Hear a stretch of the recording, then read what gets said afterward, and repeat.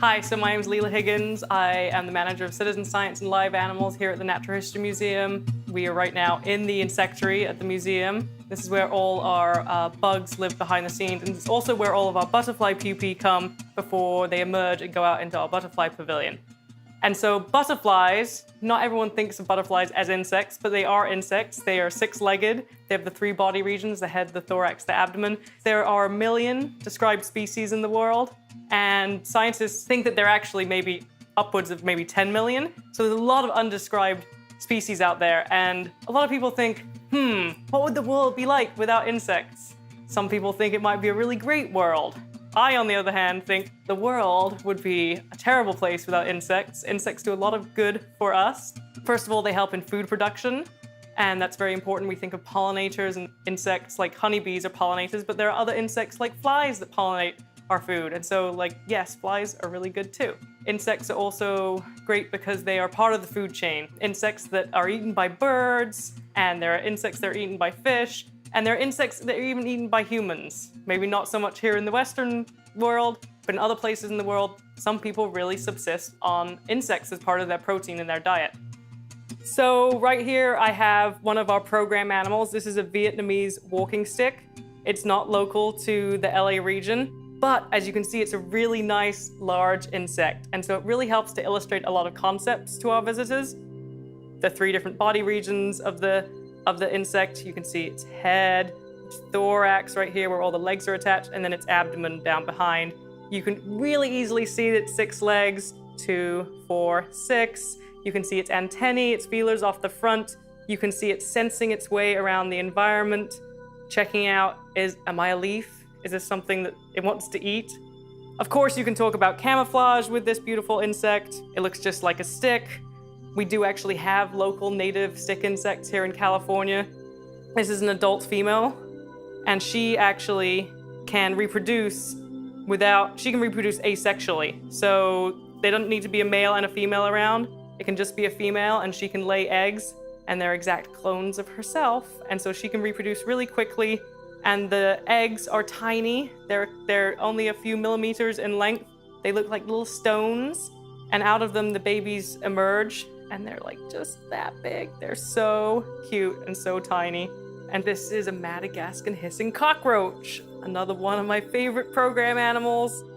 This and the Vietnamese walking stick, they have both de-evolved wings. So wings would just get in the way for this creature living in the undergrowth, and they might damage their wings, so they've just got rid of them. Fortunately, actually, this hissing cockroach isn't going to be hissing very much because they're so used to us handling them, we don't scare them in the same way. But I did hear in the cage just now one of them hissing, so they must be talking to each other. They have brains very different to humans. They have a decentralized nervous system, so they have multiple mini brains throughout their body.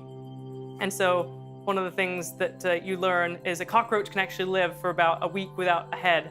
And that's because they have little brains in their thorax that help to control their legs. They have little brains in their abdomen that helps with egg production. And so if a cockroach loses its head, it can still survive for about a week.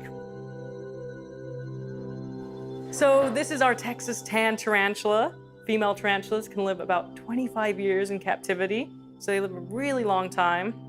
People are usually really, really, really scared or freaked out by tarantulas.